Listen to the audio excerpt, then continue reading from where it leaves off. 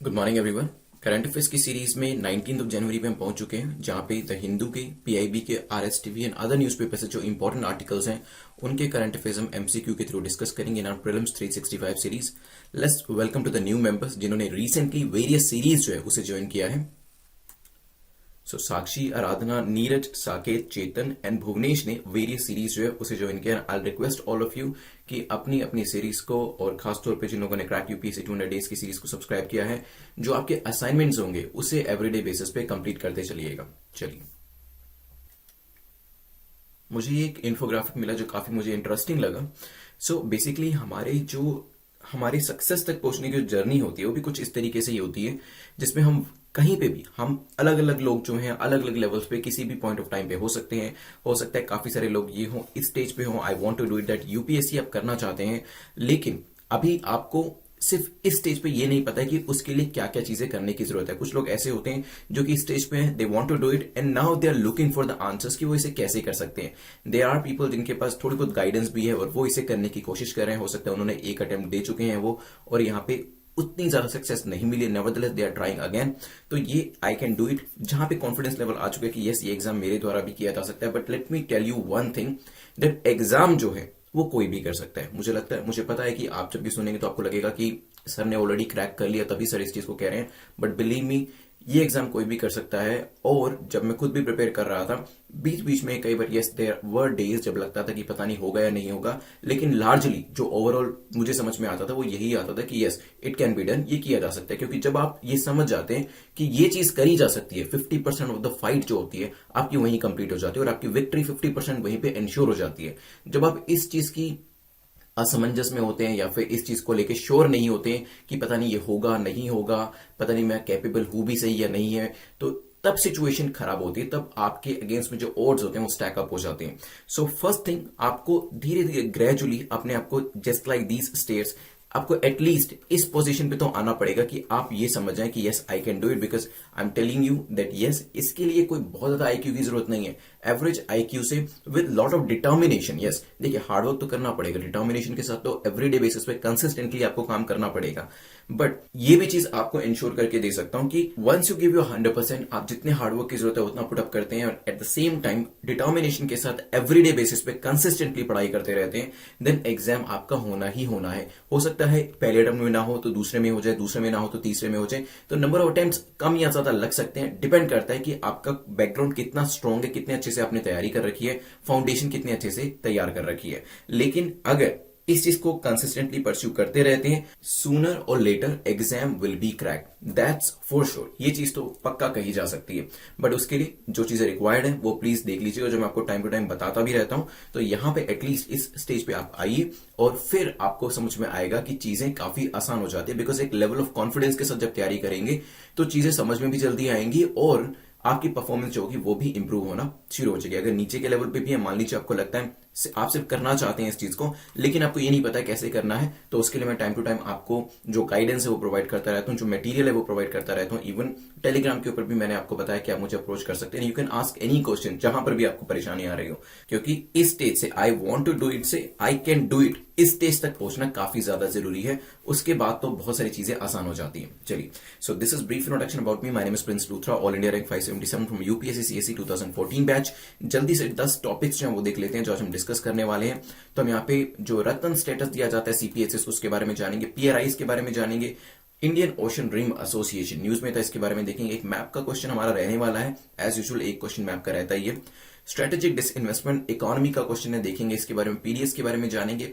PMEGP, prime minister employment generation programme के ऊपर एक क्वेश्चन डिस्कस करने वाले हैं। भारत रत्न के ऊपर एक एमसीक्यू, एक क्वेश्चन जो था यूएन पीस कीपिंग के ऊपर भी बनाया गया, क्योंकि यूएन पीस कीपिंग के ऊपर न्यूज दे रखी थी। विसल ब्लोअर प्रोटेक्शन, इसके बारे में भी एक क्वेश्चन जानेंगे। कुछ इंपॉर्टेंट मेंस के पर्सपेक्टिव वाले क्वेश्चन भी है, उसको भी एक डिफरेंट पर्सपेक्टिव से हम समझने की कोशिश करेंगे। आई होप आपने नेटमॉक आईएएस की एप्लीकेशन जो है इसको भी डाउनलोड कर लिया होगा। नेटमो की एप्लीकेशन आप लोगों में से काफी सारे लोगों ने डाउनलोड करी है। फ्री मटेरियल जो है इसके ऊपर एवरीडे बेसिस पे अपडेट किया जाता है। इवन यहां पर भी, क्योंकि अब 2021 में आ चुके हैं, 2020 का जनवरी से लेकर दिसंबर तक का पूरा जो करंट अफेयर्स थ्रू एमसीक्यू जो हमने कवर किया है क्विज फॉर्म में, क्वेश्चन फॉर्म में, मंथ वाइज जो है इस पर्टिकुलर ऐप पे डाल दिया गया है। That is free of cost. आप इसकी किसी भी एग्जाम की तैयारी करें, यूपीएससी, पीसीएस, ईपीएफओ, तो वो 12 महीने का जो करंट अफेयर्स आपका रहने वाला है वो काफी इंपॉर्टेंट है। तो मंथ बाय मंथ आप यहाँ पे कवर कर सकते हैं। आप चाहें तो रोज 1 बाय 1 एक महीने का करंट अफेयर्स कवर करेंगे तो 12 दिन में आपका पिछले एक साल का करंट अफेयर्स कवर हो जाएगा। सिमिलरली 2 दिन में भी कर सकते हैं तो 24 दिन के अंदर आप कंप्लीट कर सकते हैं पिछले 12 महीने का करंट अफेयर्स। चलिए, मार्क्स को अपने कमेंट सेक्शन में जरूर लिखिएगा। अपर 2 ब्रैकेट्स जो हैं वो आपका सेफ जोन कहलाती हैं। तो 6 से ज्यादा क्वेश्चन को आपको करेक्ट करना है to be in the safe zone. Less than 6 का अगर आपका स्कोर आता है, इन दैट सिचुएशन ऑल्सो आप 1 घंटा वेट करके दोबारा से इसे रिवाइज कर लीजिएगा और जो इसकी एक्सप्लेनेशन होती है उसको बिल्कुल ध्यान से सुनकर उसके नोट्स भी बना सकते हैं। 6 से ज्यादा का स्कोर आता है तो 24 आवर्स में एक बार रिवाइज जरूर करिएगा। Revision is very important for this examination. चलते हैं आज के पहले क्वेश्चन की ओर। The first question talks about central public sector enterprise. पूछा गया है इसके रतन स्टेटस के बारे में, बताएं कौन सी स्टेटमेंट आपकी करेक्ट है। तो देखिए, अलग अलग रतन स्टेटस होते हैं। महारतन है, मिनी रतन है, नवरतन है। मिनी रतन के अंदर भी काफी सारी कैटेगरीज हैं। जैसे मैंने कल आपको एक स्टेटमेंट दी थी और बताया था कि जल्दी से मुझे बताएं कि हेलीकॉप्टर जो हमारा परमहंस था उसकी जो पब्लिक सेक्टर एंटरप्राइज है वो किस कैटेगरी के अंदर आती है। कल 9 बजे रात को हमने डिस्कस किया था। यहाँ पे यूपीएससी के अंदर क्वेश्चन पूछा जाएगा तो कुछ इस तरीके से जो एलिजिबिलिटी क्राइटेरिया होता है उसके ऊपर क्वेश्चन पूछा जा सकता है। पहली स्टेटमेंट कहती है an average annual turnover of more than 25,000 crore during last 3 years would be qualified to get Maharatna status. Maharatna status के लिए 25,000 करोड़ या इससे ज्यादा एनुअल एवरेज टर्नओवर होनी चाहिए पिछले 3 सालों के लिए। CPSE which have made profits in the last 5 years continuously and have positive net worth are eligible to be considered as grant of mini Ratna status। तो मिनी रत्न की डेफिनेशन दे रही है कि पिछले 5 सालों के अंदर जो प्रॉफिट्स होगा वो कॉन्टिन्यूसली पॉजिटिव आपका रहा होगा और जो आपकी नेटवर्थ है वो भी यहाँ पे बता रखी है। तो last 5 years continuously you are making the profits, net worth आपकी पॉजिटिव है तो मिनी रत्न का स्टेटस मिल जाएगा। CPSEs are administered by ministry of heavy industry and public enterprises. तो कौन सी मिनिस्ट्री एडमिनिस्टर करती है वो भी यहाँ पे बताया है। आपको बताना है करेक्ट स्टेटमेंट कौन सी है। जल्दी से सोचें फिर डिस्कस करते हैं। चलिए, देखिए, स्ट्रेटेजिक डिसइन्वेस्टमेंट जो है वो करी जा रही है पवन हंस के अंदर। Pawan Hans is a public sector undertaking और यहां पे गवर्नमेंट ने इसके ऊपर जो बिडिंग करवानी थी, बिडिंग के लिए जो टाइमलाइन है उसे कर दिया गया है एक्सटेंड। और टाइमलाइन एक्सटेंड करने का रीजन कोविड-19 पेंडेमिक को यहां पर बताया गया।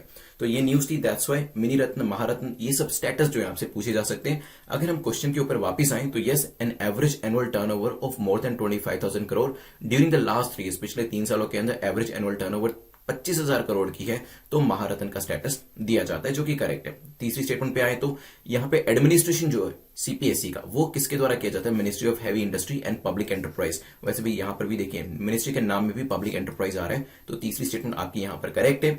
अगर हम सेकंड स्टेटमेंट को देखते हैं तो यहां पे CPSS which have made profits in the last 3 years, तो यहां पे लास्ट 5 years मैंने आपको दिए, which is incorrect. Last 3 years में अगर यहां पे प्रॉफिट्स कमाए गए हैं कॉन्टिन्यूसली और नेटवर्थ भी पॉजिटिव है, then that can be considered as mini Ratna status, उसको दिया जा सकता है। सेकंड स्टेटमेंट यहां पे इनकरेक्ट हो जाएगी। न्यूज मैंने आपको बता दी और मैंने आपको यह भी बता दिया कि क्या क्या क्राइटेरिया होता है। तो criteria for grant of Maharatna status 25,000 crore पिछले 3 सालों में होना चाहिए और इसके अंदर एक नेट वर्थ की जो कंडीशन है वो भी है, net worth of more then 15,000 crore होनी चाहिए ड्यूरिंग लास्ट 3 years। चलते हैं अपने नेक्स्ट क्वेश्चन के ऊपर। So next question talks about panchayati raj institution, पीआरआईज के ऊपर क्वेश्चन है पूछा गया। पीआरआईज को लेकर बताएं कौन सी स्टेटमेंट आपकी करेक्ट है। पीआरआईज जो है Panchayati Raj has been establish in all over India and union territory, इसे हर जगह एस्टैब्लिश किया गया। PRI was constitutionalized through the 73rd amendment 1992, तो 73वीं अमेंडमेंट के थ्रू इसे कॉन्स्टिट्यूशनलाइज किया गया था। Reservation is provided at all the 3 tiers in accordance with their population percentage of SC ST, तो इसके अंदर रिजर्वेशन का जो प्रावधान है वो तीनों टायर्स के अंदर या तीनों टीयर्स के अंदर रखा गया है। सोचिए इसके बारे में, फिर करते हैं इसके ऊपर एक डिस्कशन। चलिए, तो रिसेंटली न्यूज में क्या था, देखिए पंचायती राज इलेक्शन जो है वो अभी हिमाचल प्रदेश में चल रहे हैं और यहां पे जो इंडिया के पहले जो वोटर हैं जिनका नाम है श्याम सरन नेगी, वो पोलिंग बूथ पहुंचे अपना वोट को कास्ट करने के लिए। आपने न्यूज जरूर इस बारे में पढ़ी भी होगी, अभी कुछ घंटे पहले ही न्यूज आई थी, आई थिंक 8-10 घंटे पहले। तो मिस्टर श्याम सरन नेगी, इनका जन्म हुआ था 1 जुलाई 1917 को। कल्पा, हिमाचल प्रदेश के अंदर। रिटायर्ड स्कूल टीचर हैं। पहला वोट जो दिया, वो cast the first vote in 1951 general election. तो 1951 के जो जनरल इलेक्शन थे, वहां पर पहला वोट इन्होंने कास्ट किया था। अभी दोबारा से यहाँ पे गए थे अपना वोट कास्ट करने के लिए, न्यूज थी, दैट्स व्हाई ये पीआरआई के ऊपर क्वेश्चन बनाया गया है। पंचायती राज इंस्टीट्यूशन के बारे में बात करी जाए तो यहाँ पे 73वीं अमेंडमेंट तो काफी फेमस है, ये तो आप सीधा ही मार्क कर सकते थे इंडियन पॉलिटी में, ये मैंने आपको पढ़ाया हुआ है। और यहाँ पे रिजर्वेशन जो है वो भी दिया जाता है, कितने परसेंटेज रिजर्वेशन दिया जाता है कॉमेंट सेक्शन में बताइएगा, it is also explain to you. लेकिन अगर हम पहली स्टेटमेंट को देखते हैं, देखिए Panchayati Raj has been established in all the states of India except, यहाँ पे कुछ एक्सेप्शंस है, जैसे कि है नागालैंड, मेघालय एंड मिजोरम। ठीक है, तो यहां पे स्टेट्स को ध्यान रखिएगा कौन कौन से यहां पे एक्सेप्शन बनाए गए, in all the UTs except Delhi. ठीक है, तो सर्टेन एरियाज के अंदर इसे अप्लाई नहीं किया गया है, दैट्स व्हाई फर्स्ट स्टेटमेंट आपकी इनकरेक्ट हो जाती है, D will be the correct answer. चलिए चलते हैं नेक्स्ट क्वेश्चन के ऊपर। यहाँ पे नेशनल पंचायती राज डे, ये भी ध्यान रख लीजिएगा, पूछा जा सकता है किसी दूसरे एग्जाम्स में। यूपीएससी में चांसेस कम होते हैं इस तरीके के दिन पूछे जाए, लेकिन पीसीएस या दूसरे एग्जाम्स में पूछ लिए जाते हैं। तो 24 अप्रैल आपको पता होना चाहिए। मेंस के आंसर के अंदर आप डेफिनेटली अगर इसको लिखते हैं तो एक अच्छा इंप्रेशन आपका पड़ेगा। चलते हैं क्वेश्चन नंबर 3 के ऊपर, जो कि IORA, जिसे पहले इंडियन ओशन रिम कहा जाता था, इंडियन ओशन रिम एसोसिएशन को लेकर पूछा है। बताएं आपकी करेक्ट स्टेटमेंट कौन सी है, कौन सा कथन यहां पर आपका सही है। It is N intergovernmental body consisting of 23 states bordering the Indian ocean. एक इंटरगवर्नमेंटल बॉडी है जिसमें 23 स्टेट्स हैं जो कि इंडियन ओशन को बॉर्डर कर रहे हैं। फ्रांस से लेके पाकिस्तान, सोमालिया, इंडोनेशिया इसके मेंबर स्टेट्स हैं, ये भी हो सकता है। और इसका जो हेडक्वार्टर है वो विक्टोरिया, मॉरिशस के अंदर लोकेट करता है। सोचे इसके बारे में, फिर करते हैं एक डिस्कशन। चलिए डिस्कस करते हैं। तो अभी रिसेंटली एरो इंडिया 2021 जो था ये न्यूज में था, और यहां पे बताया गया था कि किस तरीके से इंडिजिनियसली डेवलप्ड हेलीकॉप्टर्स जो हैं उनको शोकेस किया जा रहा है। देखिए, हम इंडिजिनाइजेशन के ऊपर बहुत ज्यादा ध्यान दे रहे हैं when it comes to defence sector के अंदर, उसके रीजन मैं आपको बता चुका हूं। And this question can be asked in your mains examination as well as in your interview, ध्यान रखिएगा इस चीज को। तो यहाँ पे जो लाइट हेलीकॉप्टर्स हैं इनको यहां पे दिखाया गया, पूरे की पूरा शोकेस किया गया, और IORA स्टेट्स जो थे उनके साथ एक कॉन्क्लेव किया गया। दैट्स वाई ये पूरी न्यूज थी। IORA के बारे में जाने तो yes, it is N inter governmental body जिसके अंदर कितने मेंबर स्टेट्स हैं, इसके अंदर 23 मेंबर स्टेट्स हैं, और साथ में ही ये सभी इंडियन ओशन को बॉर्डर भी करते हैं। ठीक है, तो फर्स्ट स्टेटमेंट हमारी करेक्ट हो जाती है। अब मुझे बताएं क्या फ्रांस इसका मेंबर है? What about Pakistan, Somalia, Indonesia? देखिए, Pakistan is not a member of IORA, तो सेकंड स्टेटमेंट आपकी इनकरेक्ट हो जाती है, ध्यान रखिएगा। पड़ोसी देश है, इंडियन ओशन में फॉल करता है, nevertheless it is not part of IORA। Headquarter कहां पर लोकेट करता है इसका? अगर हम देखें तो हेडक्वार्टर इज इन एबिन, मॉरिशस।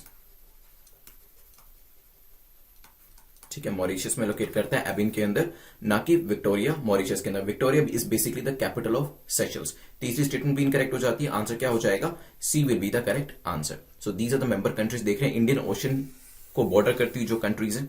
चलिए चलते हैं नेक्स्ट क्वेश्चन, क्वेश्चन नंबर 4 के ऊपर। क्वेश्चन नंबर 4 आपसे बात करता है कि बताएं यहां पर आपका कौन सा करेक्टली मैच कर रहा है। तो बेसिकली यहां पे वेरियस पेयर्स आपको दिए गए, आपको बताना है कि कौन सा यहां पे एक दूसरे से सही मैच करता है। सुएज कैनाल के सामने दिया है साउथ अफ्रीका, बबल मंदाब के सामने दिया है Egypt, then strait of Malacca के सामने दिया है Indonesia, Malaysia, and Richards Bay के सामने दिया है जिबूती, यमन। आपको इसको मैच करना है, देन हम इसको एक बार मैप के ऊपर भी देखेंगे। चलिए करिए मैच इसको। चलिए देखते हैं मैप के ऊपर एक बार। सो यहाँ पे सुएज कैनाल देखेंगे, यहाँ पे आपकी ऊपर ऊपर सुएज कैनाल है। ठीक है, और कंट्री कौन सी है? इजिप्ट देख सकते हैं आप यहाँ पे। ठीक, नीचे थोड़ा सा आएंगे तो यहाँ पे आपको बबल मंदाब दिखेगा। बबल मंदाब के बारे में हमने कुछ दिन पहले भी पढ़ा था, मैंने आपको कंट्रीज भी बताई थी। आसपास कंट्रीज जो है यहाँ पे आपको जिबूती दिख जाएगा, ऊपर यमन भी आपको दिख रहा है। थोड़ा सा नीचे आएंगे, रिचर्ड बे आपको दिखेगा, साउथ अफ्रीका के पास है। एंड देन अगर आप थोड़ा ईस्टर्न साइड पे आएंगे तो यहाँ पे आपको स्टेट ऑफ मलक्का दिखेगा, इंडोनेशिया, मलेशिया के पास। अब आते हैं अपने क्वेश्चन के ऊपर वापस। State of Malacca is quite famous, क्योंकि ये न्यूज़पेपर में काफी रहती है, वैसे भी इंडियन ओशन को लेकर भी। तो स्टेट ऑफ मलक्का को तो आप सीधा ही सी के साथ मैच कर सकते थे, और अगर आप इसको सी के साथ मैच करते तो डी और बी को आप एलिमिनेट कर सकते थे, और डी और बी को एलिमिनेट करते तो यहाँ पे अब आपके पास आंसर ए या सी में से ही कुछ होता।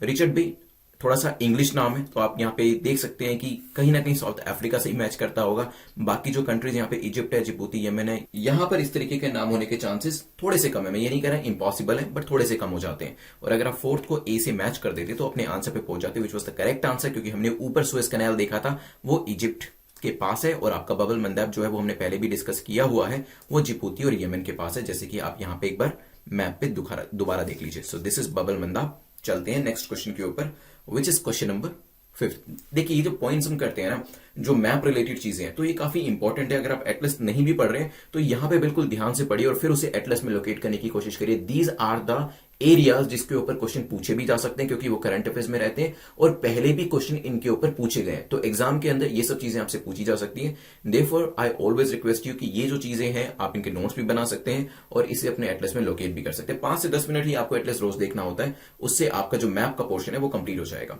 स्ट्रेटेजिक डिसइन्वेस्टमेंट के बारे में जानते हैं, पूछते हैं कि क्या इसके बारे में करेक्ट है, कौन सी स्टेटमेंट आपकी करेक्ट है। दीपम के बारे में देखते हैं, department of investment and public asset management. Deepam is the nodal department functioning under ministry of finance for strategic cell of PSU.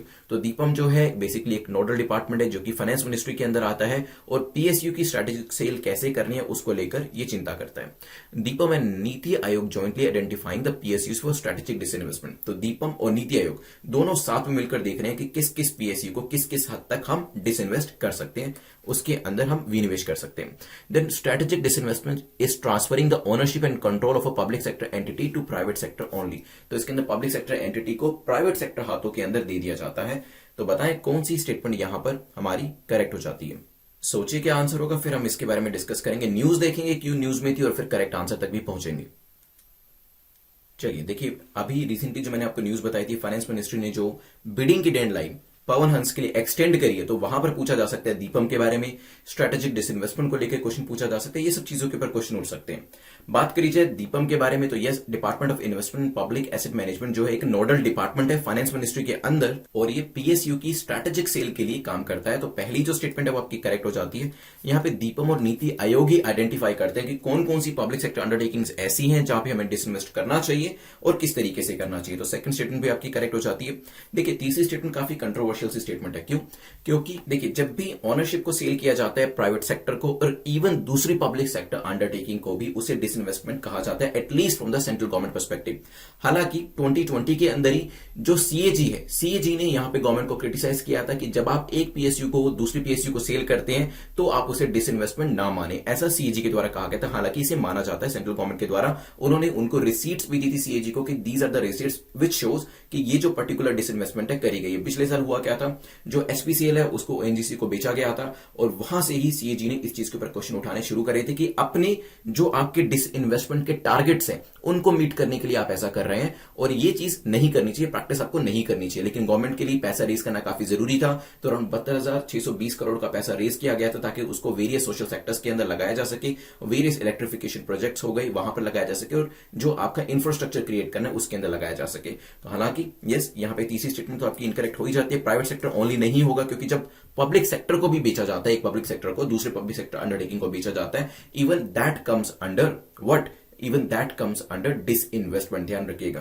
तो यहां पे तीसरी स्टेटमेंट आपकी इनकरेक्ट हो जाएगी। करेक्ट आंसर विल बी ए। चलिए क्वेश्चन नंबर 6 पे जाने से पहले एक बार मैं आपको crack UPSC exam in 200 days की सीरीज के बारे में बता देता हूं। See this series is design for students, aspirants, जिन लोगों को गाइडेंस जो होती है कि किस तरीके से तैयारी करनी चाहिए, कैसे कैसे एग्जाम के लिए प्रिपरेशन करनी चाहिए। बिकॉज आप जानते हैं कि अभी अराउंड हमारे पास 150 डेज के आसपास का टाइम बचा हुआ है, तो यहाँ पे किस तरीके से तैयारी करी जा सकती है, कौन कौन सी चीजें पढ़ना ज्यादा जरूरी है और इतने कम टाइम में। देखिए पूरी की पूरी किताबें आप नहीं पढ़ सकते, कम से कम टाइम में कम से कम क्या चीज पढ़ी जाए कि आपके सक्सेस के चांसेस और जो सक्सेस की प्रोबेबिलिटी है, जो परसेंटेज है, उसको इंक्रीज किया जा सके। Now this series is for those people. अगर मान लीजिए आपको ये समझ में नहीं आ रहा है कि क्या पढ़ना चाहिए एवरीडे बेसिस पे, आपको ये समझ में नहीं आ रहा है रिवीजन की रेजीम क्या होनी चाहिए, किस सब्जेक्ट में से कितना पढ़ना चाहिए और किस डेप्थ तक जाकर पढ़ना चाहिए, क्योंकि देखिए यूपीएससी के अंदर डेप्थ के साथ साथ आपकी जो विड्थ होती है वो भी काफी इंपॉर्टेंट होती है। तो ज्यादा से ज्यादा चीजें कवर करना भी उतना ही जरूरी होता है जितना कि उसे डीप में कवर करना। सारी चीजें आपको डीप में कवर नहीं करिए, जब आपको ऑप्शन की बात करी जाती है वहां पे आपको डीप में कवर करना होता है। जीएस की जहां पर बात करी जाती है वहां पे आपको ज्यादा से ज्यादा कवरेज करना होता है।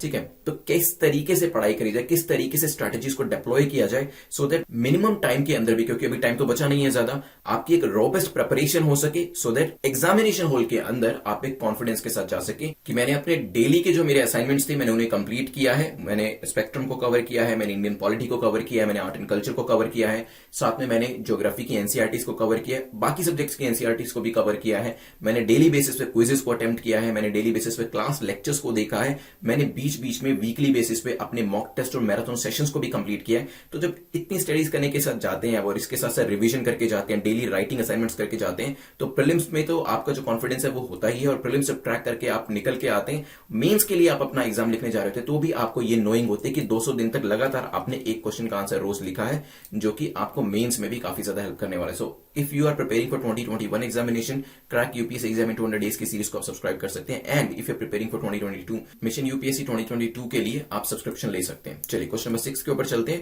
क्वेश्चन नंबर 6 बात करता है which of the following statement is और are correct about PDS, public distribution system को लेकर बताएं कौन सी स्टेटमेंट आपकी करेक्ट है, कौन सा कथन आपका सही है। It is an Indian food security system जो कि एस्टैब्लिश किया गया ministry of consumer affairs, food and public distribution के अंदर। पीडीएस जो है ये सेंट्रल गवर्नमेंट के द्वारा ऑपरेट किया जाता है, central government only. The state governments through FCI, Food Corporation of India, has the responsibility for procurement, storage, transportation and bulk allocation of food grains. सोचिए, देखिए, एक स्टेटमेंट तो मैंने आपको पुरानी स्टेटमेंट दी जो पहले भी मैंने आपसे क्वेश्चन में पूछी थी। लेट्स सी आप उसको रिकॉग्नाइज करके करेक्ट आंसर मार्क कर पाते हैं या नहीं। सोचिए, चलिए देखिए, इंडियन एक्सप्रेस में एक आर्टिकल दिया गया था और इसके अंदर एग्रीकल्चर पॉलिसी के ऊपर जो इंडिविजुअल थे उन्होंने अपने विचार रखे थे।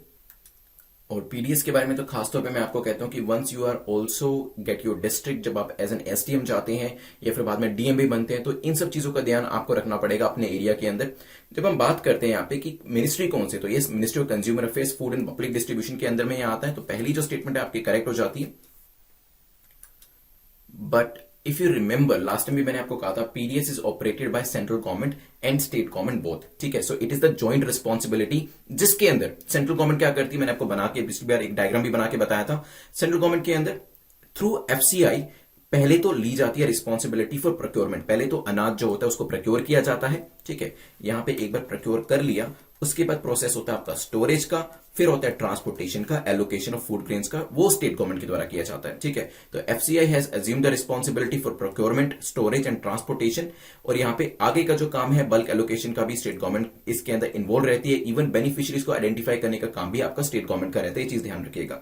ऑपरेशनल रिस्पॉन्सिबिलिटी जो स्टेट गवर्नमेंट की है उसके अंदर पहले तो फैमिलीज को आइडेंटिफाई किया जाएगा, राशन कार्ड्स को देखा जाएगा, इशू किया जाएगा, सुपरविजन किया जाएगा, and then fair price shops जो होती हैं उनके ऊपर ध्यान रखा जाएगा, ठीक है। तो यहाँ पे प्रोक्योरमेंट, आगे स्टोरेज, ट्रांसपोर्टेशन, एलोकेशन का काम किसका, यहां तक आपका सेंट्रल गवर्नमेंट का काम होगा जो एफसीआई के थ्रू किया जाएगा। उसके बाद में फेयर प्राइस शॉप्स को मैनेज करना, राशन कार्ड को डिस्ट्रीब्यूट करना, एलिजिबिलिटी देखना, ये सभी काम आपका स्टेट गवर्नमेंट के अंदर आ जाएगा। तो पीडीएस पूरा का पूरा स्टेट सेंट्रल गवर्नमेंट दोनों बिल्कुल कोऑर्डिनेट करके इसको रन करती है। तो यहाँ पे सेकंड और थर्ड जो स्टेटमेंट है वो आपकी इनकरेक्ट हो जाती है, क्योंकि यहां स्टेट गवर्नमेंट लिखा था, स्टेट गवर्नमेंट थ्रू एफसीआई नहीं, it is the central government through FCI जो कि यहाँ पे प्रोक्योरमेंट से लेकर ट्रांसपोर्टेशन, एलोकेशन का काम करती है। तो आंसर क्या हो जाएगा, A will be the correct answer. याद आ रहा है आपको, मैंने आपको ये डायग्राम भी लास्ट टाइम दिखाया था। चलते हैं क्वेश्चन नंबर 7 के ऊपर। क्वेश्चन नंबर 7 बात करता है कि बताएं कौन सी स्टेटमेंट इनकरेक्ट है, कौन सा कथन गलत है। KVIC is an implementing agency for prime minister employment generation programme, PMEGP की ये बेसिकली एक इंप्लीमेंटिंग एजेंसी है। It's a centrally sponsored scheme. तो पीएमईजीपी जो है एक सेंट्रल स्पॉन्सर्ड स्कीम है। सोचिए इसके बारे में, फिर करते हैं इसके ऊपर एक डिस्कशन। चलिए, तो रिसेंटली केवीआईसी न्यूज में थी। अभी रिसेंटली ये 2 एमओयू बेसिकली साइन करने वाली है ट्राइबल अफेयर मिनिस्ट्री के साथ, ताकि लोकल एम्प्लॉयमेंट अपॉर्चुनिटीज जो है वो क्रिएट करी जा सके, खासतौर पर ट्राइबल पॉपुलेशन के अंदर। केवीआईसी की बात करें तो yes, it is an implementing agency for prime minister employment generation programme, but it is not a centrally sponsored scheme. जो पीएमईजीपी है आपका, it is a central sector scheme. क्या डिफरेंस है दोनों में? सेंट्रल सेक्टर में आपका पूरा का पूरा सेक्टर सेंटर का है, मतलब 100% जो पैसा दिया जाएगा सेंटर के द्वारा दिया जाएगा। आपको बताना था इनकरेक्ट स्टेटमेंट कौन सी है, तो सेकंड स्टेटमेंट आपकी इनकरेक्ट। आंसर क्या हो जाएगा? Answer will be A. आपकी prime minister employment generation programme जो है, it is a major credit link subsidy scheme, जो कि किसके द्वारा लॉन्च करी गई थी? ये बेसिकली 2 स्कीम्स को मर्ज करके लॉन्च करी गई थी। एक जगह थी आपकी पीएमआरवाई, प्राइम मिनिस्टर रोजगार योजना, और दूसरी तरफ थी रूरल एम्प्लॉयमेंट जनरेशन प्रोग्राम। दोनों को मर्ज करके इसको लाया गया था। 2008 में इसको लॉन्च किया गया था, ध्यान रखिएगा। चलते हैं क्वेश्चन नंबर 8 के ऊपर। क्वेश्चन नंबर 8 बात करता है consider the following statement about Bharat Ratna. Bharat Ratna के ऊपर 3 स्टेटमेंट आपसे पूछा कि बताएं करेक्ट स्टेटमेंट आपकी कौन सी है, कौन सा कथन आपका सही है।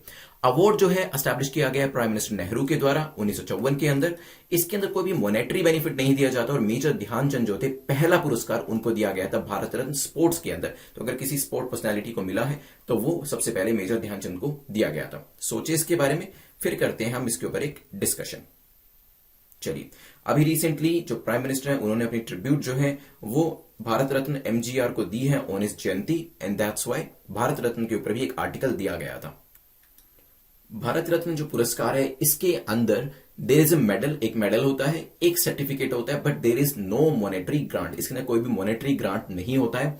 भारत रत्न इंडिया का हाईएस्ट सिविलियन ऑनर है जिसे 1954 के अंदर इंस्टीट्यूशनलाइज किया गया था। और यहां पे पहली जो स्टेटमेंट है 1954 तो बिल्कुल ठीक है, लेकिन it was not done by who, it was not done by Nehru, rather president जो थे हमारे राजेंद्र प्रसाद, उनके द्वारा इसे फॉर्मली एस्टैब्लिश किया गया था। सेकंड, इसके अंदर कोई मॉनेटरी एंडोमेंट नहीं होता है, ये स्टेटमेंट आपकी करेक्ट हो जाती है। और पहला जो पुरस्कार स्पोर्ट्स के अंदर दिया गया था वो दिया गया था सचिन तेंदुलकर को, तो तीसरी स्टेटमेंट भी आपकी इनकरेक्ट हो जाती है। C will be the correct answer.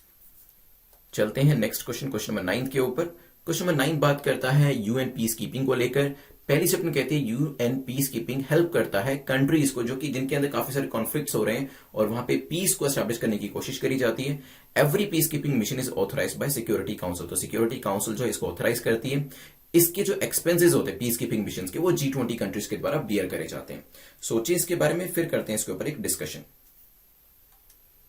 चलिए, तो रिसेंटली अभी न्यूज थी कि जो आपके यूएन ट्रूप्स हैं उन्होंने अफ्रीकन सिटी को जिसको एक आर्म्ड रिबेलियन ग्रुप ने कैप्चर कर रखा था उसे वापस से अपनी जगह पर ले लिया है। तो ये पूरी न्यूज थी, उतनी ज्यादा इंपॉर्टेंट प्रीलिम्स के लिए नहीं है जितनी की मेंस के लिए न्यूज बन जाती है, लेकिन यूएन पीस कीपिंग फोर्सेस के ऊपर, यूएन पीस कीपिंग ट्रूप्स के ऊपर क्वेश्चन प्रीलिम्स के अंदर भी पूछा जा सकता है। तो यहाँ पे yes, United nation peace keeping help करती है ऐसी कंट्रीज की जहां पे कॉन्फ्लिक्ट है, वॉर लाइक सिचुएशन है, ताकि वहां पर पीस को एस्टैब्लिश किया जा सके। कॉमन सेंसिकल स्टेटमेंट थी, नाम ही यूएन पीस कीपिंग है, तो पीस को कीप करने के लिए, पीस को रखने के लिए, पीस को बनाए रखने के लिए ये काम करती है। एवरी पीस कीपिंग मिशन जो होता है सिक्योरिटी काउंसिल के द्वारा ऑथराइज किया जाता है, ये भी बिल्कुल ठीक है। सेकंड स्टेटमेंट हमारी करेक्ट हो जाती है। देखिए, जब हम यूएन पीस कीपिंग की बात करते हैं, यूनाइटेड नेशन की बात करते हैं, तो यहां पर पीस को मेंटेन करने के लिए जो खर्चा किया जा रहा है उसका खर्चा जो है वो G20 क्यों बियर करेगी? थोड़ा सा आपको लगता है ना कि अगर सोचा जाए थोड़ा इलॉजिकल सा लगता है, राइट? तो यहाँ पे जो इसके मेंबर्स होते हैं, यूनाइटेड नेशन के जो मेंबर्स हैं, वही इसके अंदर कंट्रीब्यूट करते हैं और जो भी यूएन पीस कीपिंग मिशन का खर्चा होता है उसे बियर करते हैं। यूएन पीस कीपर्स जो होते हैं उनको ब्लू बैरेट्स कहा जाता है, ये भी ध्यान रखिएगा, पूछा जा सकता है। ब्लू बैरेट्स या फिर ब्लू हेलमेट्स, ठीक है। ब्लू हेलमेट्स और ब्लू बैरेट कहने का रीजन यही है क्योंकि उनका जो हेलमेट होता है वो बेसिकली लाइट ब्लू कलर का होता है, देख सकते हैं आप यहाँ पर। और इसमें जो पुलिस फोर्सेस से लोग होते हैं, जो आपके सिक्योरिटी फोर्सेस से लोग होते हैं, या इवन जो आपके सिविलियन पर्सनल होते हैं, वो भी इसके अंदर पार्टिसिपेट कर सकते हैं। तो यहाँ पे बी हमारा करेक्ट आंसर हो जाएगा। और आप ये भी जानते हैं one of the highest contribution in forces के अंदर इंडिया भी देता है। चलिए, आज के लास्ट क्वेश्चन पे चलते हैं। The last question talks about whistle blower protection act. 3 statements आपको दे रखी है, लेट्स सी कौन सी स्टेटमेंट आपकी करेक्ट है, कौन सा कथन आपका सही है। The law does not allow anonymous complaints to be made and clearly state that no action will be taken by a competent authority if the complainant does not establish in his और identity. तो अगर इसके अंदर complainant अपनी identity नहीं बताता है तो एक्शन नहीं लिया जाएगा, ऐसा विसल ब्लोअर एक्ट के अंदर कहा रखा है। The act is not applicable to the special protection group. SPG personnel जो है, ऑफिसर्स जो है, उनके ऊपर ये अप्लाई नहीं होता है, जो कि स्पेशल प्रोटेक्शन ग्रुप एक्ट 1988 के अंदर बनाए गए हैं। Third, any person agreed by any order of the competent authority can make an appeal. तो इसके अंदर एक अपील का प्रावधान भी रखा गया है जो कि हाई कोर्ट में करी जा सकती है with in the 60 days period, 60 दिन के अंदर। सोचिए इसके बारे में, फिर करते हैं हम एक डिस्कशन। चलिए, अभी रिसेंटली वाइस प्रेसिडेंट जो हमारे हैं काफी एक्टिव रहते हैं, आपने देखा होगा, काफी अच्छी सजेशन भी देते हैं। तो यहाँ पे वाइस प्रेसिडेंट ने सजेस्ट किया है हमारे कॉर्पोरेट्स को कि आप विसल ब्लोइंग मैकेनिज्म को अपने यहाँ पर भी इंप्लीमेंट करें। देखिए, जो हमारा सरकारी ढांचा है वहां पर तो विसल ब्लोअर जो है, विसल ब्लोइंग मैकेनिज्म पूरा का पूरा एस्टैब्लिश्ड है, लेकिन प्राइवेट सेक्टर के अंदर now this thing is lacking. तभी यहाँ पे वाइस प्रेसिडेंट ने कहा कि इसे प्राइवेट सेक्टर के अंदर भी एनकरेज किया जा सकता है। यहाँ पे अगर हम बात करें स्टेटमेंट वाइज, तो तीनों स्टेटमेंट्स हमारी यहाँ पर करेक्ट है। इसके अंदर एनोनिमिटी जो होती है वो कंप्लेंट्स को यहाँ पे नहीं लिया जाता है, और यहाँ पे अपनी आइडेंटिटी जो है वो बतानी होती है अगर somebody wants कि उसकी कंप्लेंट्स को सीरियसली लेकर कुछ इन्वेस्टिगेशन स्टार्ट करी जाए। एक्ट जो है एसपीजी के ऊपर अप्लाई नहीं होता है और हाई कोर्ट के अंदर इसके अगेंस्ट में अपील करी जा सकती है। तीनों स्टेटमेंट्स ठीक होने की वजह से आंसर आपका हो जाएगा डी। चलिए, अभी इसे 2 मिनट के अंदर रिवाइज करते हैं।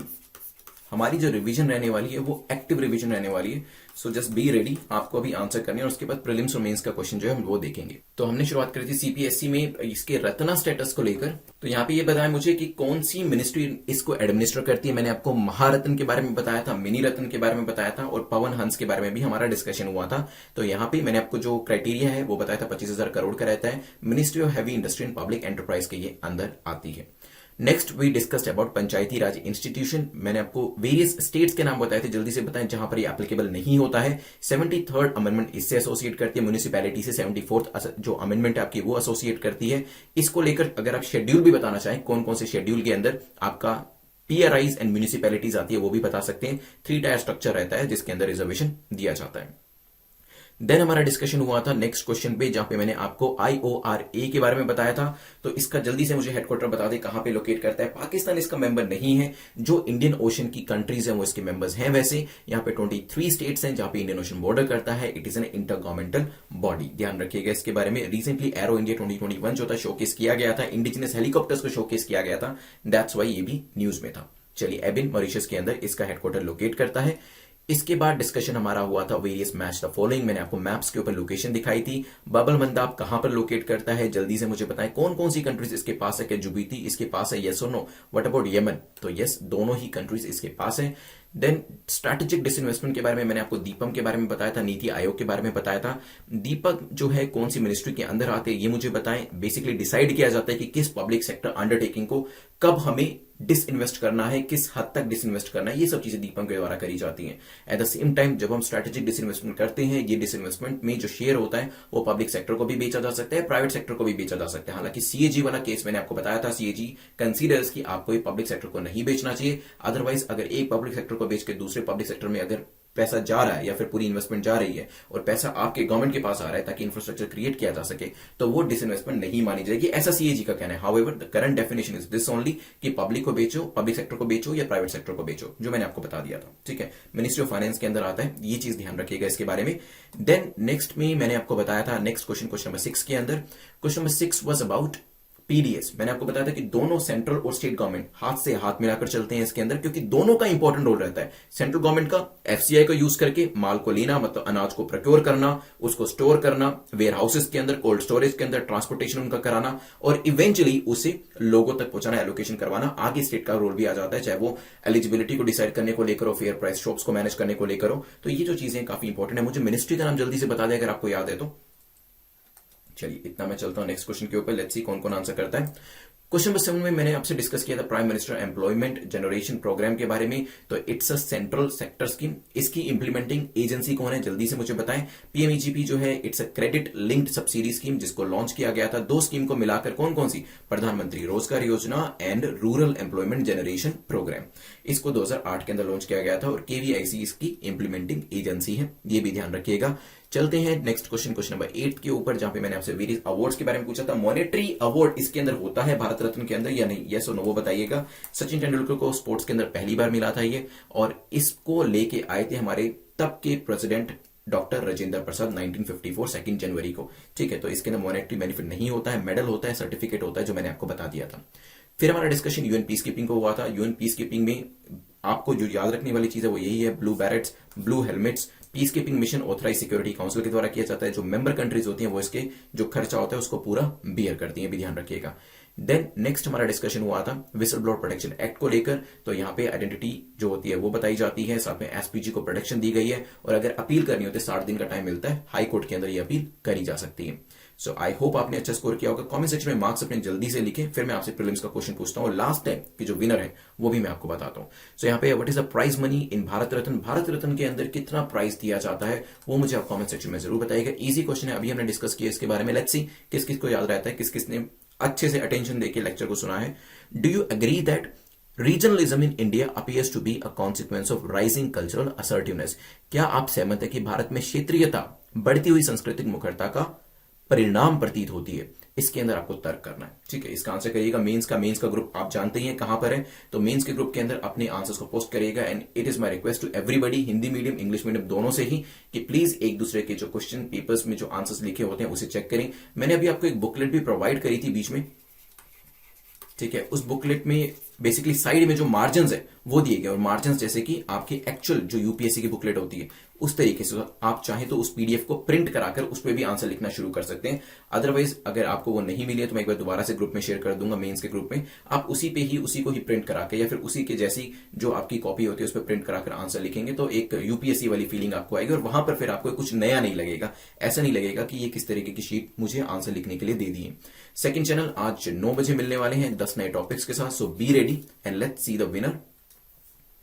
तो अमित कुमार ने करेक्ट आंसर किया। अमित, आप मुझे @prince_luther पे बता दीजिएगा कि आपको जो पीडीएफ चाहिए वो हिंदी या इंग्लिश में चाहिए। मार्क्स को कमेंट सेक्शन में जरूर लिखना है एंड यू नो कि कितने स्कोर करने पे आपको कब कब रिवाइज करना है। जो पीडीएफ है वो टेलीग्राम का चैनल जो है वो नीचे डिस्क्रिप्शन में दिया गया है इसका लिंक, तो वहां पे पीडीएफ जो शेयर करी जाती है 10 बजे, वहां से ले लीजिएगा।